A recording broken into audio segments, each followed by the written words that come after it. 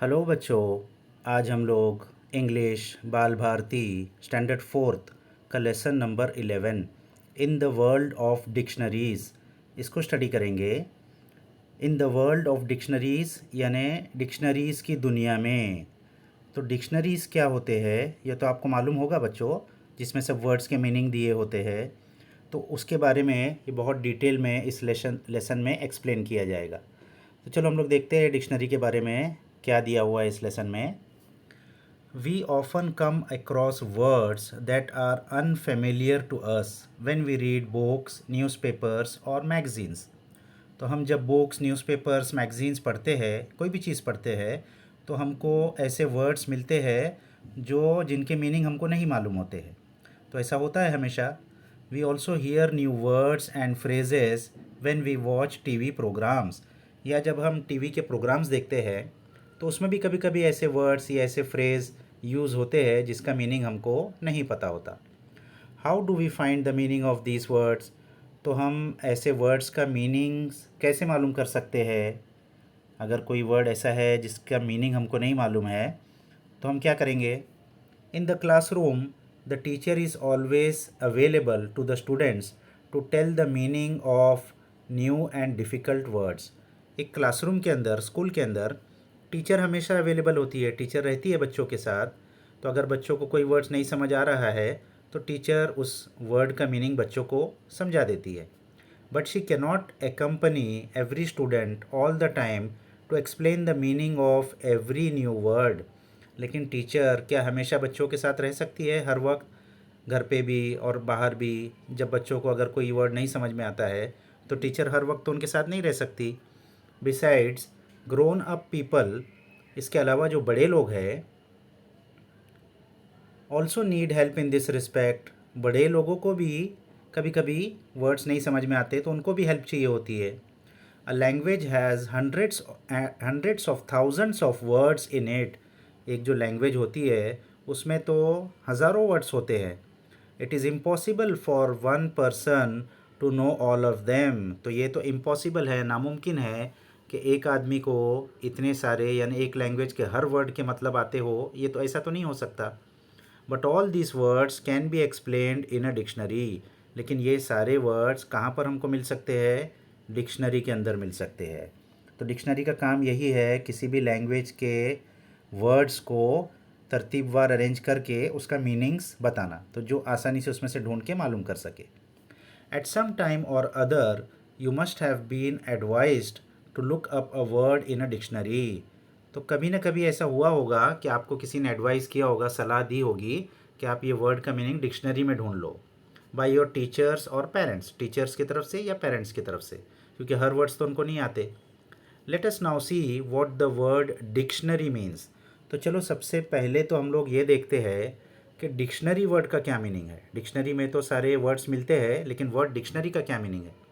Given below are some examples of how the word might be explained in different dictionaries. तो अलग अलग dictionaries में dictionary के word का क्या मतलब दिया है, सबसे पहले हम लोग उसको देख लेते हैं। तो यहाँ दो तीन डिक्शनरीज में से इन्होंने एग्जाम्पल दिए हैं। तो ये पहले डिक्शनरी में क्या है?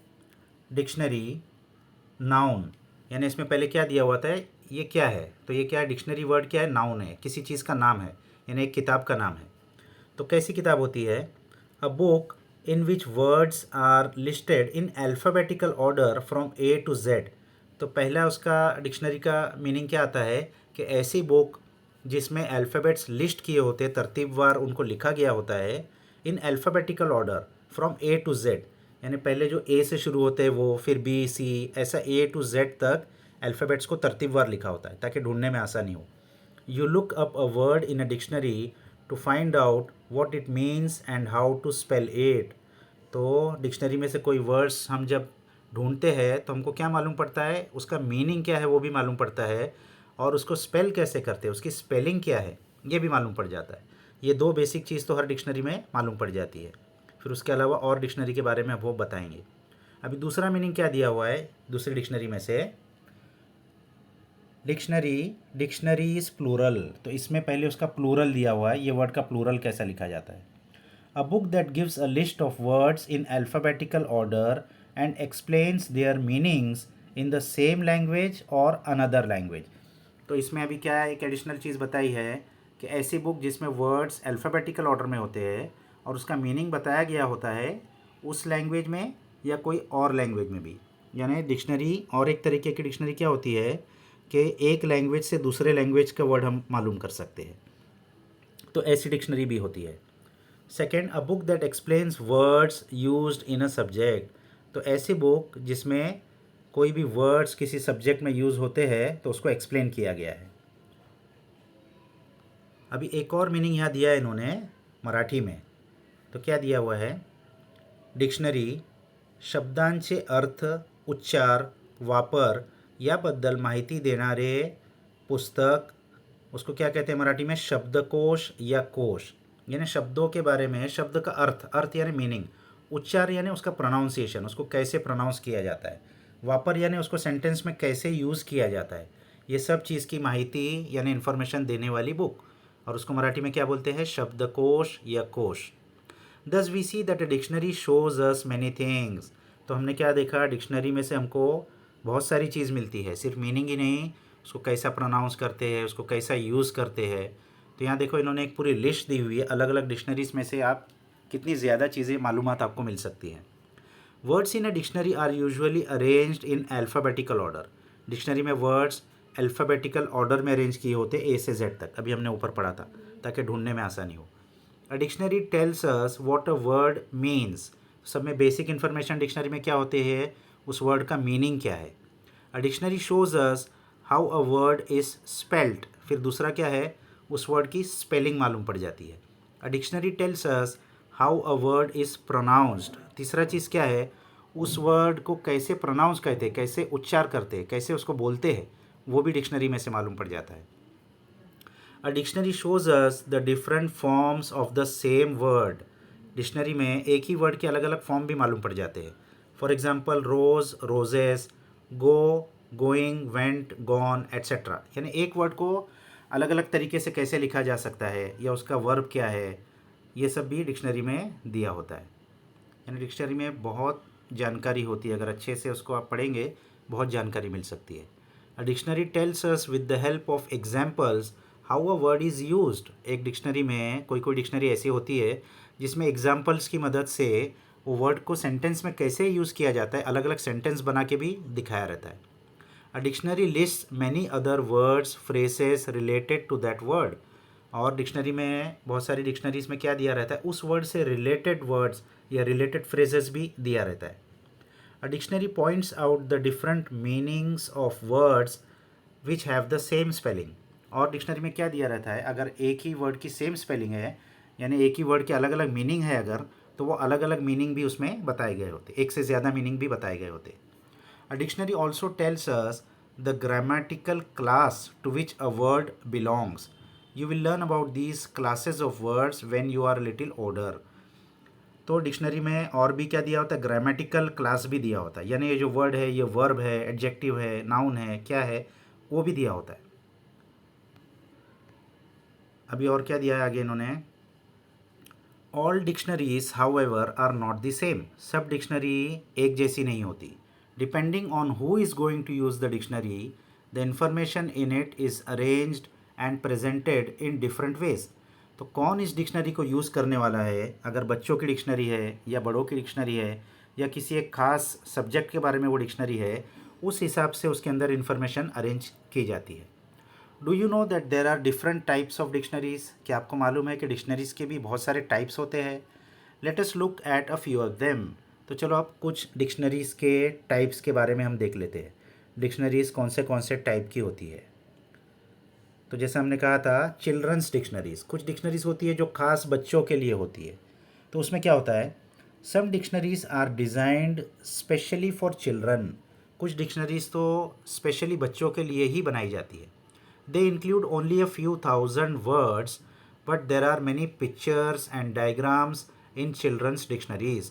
तो उसमें वर्ड्स तो कम होते हैं क्योंकि बच्चों को सब शुरुआती वर्ड्स ही चाहिए होते हैं, तो शुरुआती जो कुछ हज़ार वर्ड्स है वही उसमें होते हैं, लेकिन उसको समझाने के लिए बहुत सारे पिक्चर, बहुत सारे डायग्राम, जिससे बच्चों का इंटरेस्ट बढ़े, वो उसमें होते हैं।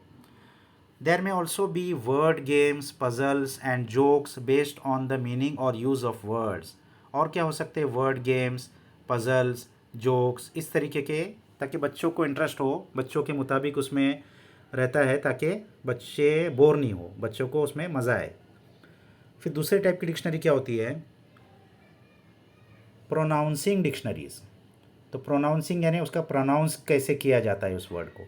सम dictionaries provide only the pronunciation of words, it is shown with the help of special symbols.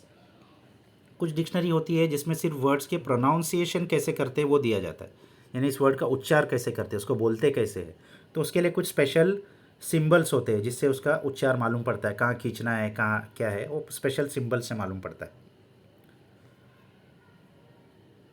Dictionaries of synonyms. अब और कुछ डिक्शनरीज होती है खास सिनोनिम्स की। सिनोनिम्स क्या होता है? Some dictionaries give list of synonyms, words which have a similar meaning, यानी एक वर्ड के जो सिमिलर मीनिंग वाले वर्ड्स होते हैं तो वो उस डिक्शनरी में दिया होता है। यानी एक वर्ड अगर हमको मालूम है तो उसी के मीनिंग वाले और क्या क्या वर्ड्स उस लैंग्वेज में हो सकते हैं वो उसमें लिस्ट किया रहता है। दे में ऑल्सो इंक्लूड एंटोनिम्स और ऑपोजिट्स, और उसमें कभी एंटोनिम्स और ऑपोजिट्स भी दिया होता है, यानी सिमिलर वर्ड्स भी और उसका अपोजिट वर्ड्स भी, ये भी दिया होता है। यानी कोई वर्ड अगर हम ढूंढेंगे तो उसका अपोजिट वर्ड क्या है वो भी आपको मिल सकता है उसमें। तो अलग अलग तरीके की डिक्शनरी होती है बहुत सारी। अभी एक खास किस्म की डिक्शनरी क्या है? Visual dictionary. विजुअल डिक्शनरी यानी देखने वाली।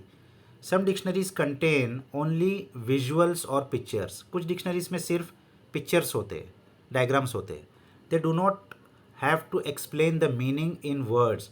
तो ऐसी डिक्शनरीज में किसी भी वर्ड को वर्ड्स में उसका मीनिंग नहीं बताते हैं, as the visuals speak for themselves, क्योंकि उसमें विजुअल्स होते हैं, उसमें अपने आप उस चीज़ का अच्छे से डिटेल में समझ में आ जाता है, वर्ड्स की ज़रूरत ही नहीं होती।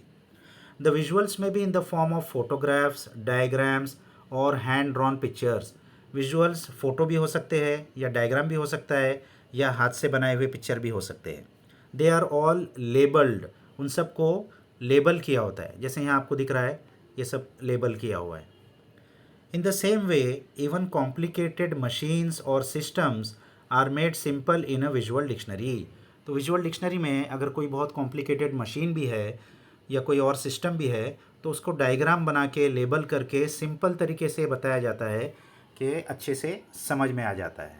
जैसे यहाँ पर इन्होंने प्लांट, तो प्लांट का डायग्राम बना के प्लांट में क्या क्या चीज़ें होती है, लीव्स होते हैं, फ्लावर्स होते हैं, रूट्स होते हैं, फ्रूट्स होते हैं, स्टेम है, तो इतने अच्छे से इसको डायग्राम में समझा दिया है कि अब उसको लिखने की ज़रूरत नहीं है, अच्छे से समझ में आ गया।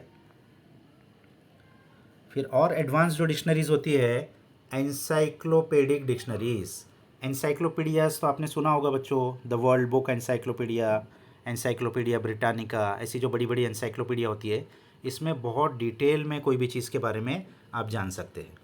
Encyclopaedias are books that give a lot of information on a great number of topics. Encyclopaedia books होती है जिसमें बहुत डिटेल में इंफॉर्मेशन होता है बहुत सारे टॉपिक्स के ऊपर। Encyclopedic dictionaries too give a lot more information about most of the words they contain. तो encyclopedic डिक्शनरीज में भी जो वर्ड्स होते हैं उसके बहुत डिटेल में उसकी इन्फॉर्मेशन दी गई होती है। These dictionaries are usually quite thick and contain many more words than the smaller ordinary dictionaries. ये बहुत बड़ी बड़ी होती है, यानी उसके वॉल्यूम्स होते हैं 20 वॉल्यूम, 30 वॉल्यूम, 50 वॉल्यूम, यानी मोटी मोटी 50-50 किताबें, इतनी बड़ी बड़ी ये एनसाइक्लोपीडियाज होती है। तो इसके अंदर बहुत डिटेल में इन्फॉर्मेशन रहता है, ऑर्डिनरी डिक्शनरी के जैसी नहीं रहती है, ये बहुत ज़्यादा डिटेल्ड होता है।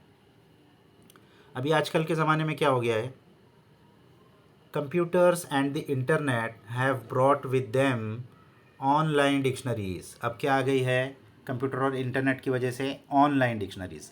दे are very easy to use, इनको यूज़ करना बहुत आसान है। You just type the word you want to look up and instantly you are shown its meaning. यानी अभी कोई मोटी किताब उठा के उसमें अल्फ़ाबेटिकल ऑर्डर में सर्च करने की भी ज़रूरत नहीं है, वर्ड को कंप्यूटर में टाइप कर दो इंटरनेट पे तो उसका मीनिंग फ़ौरन आ जाता है।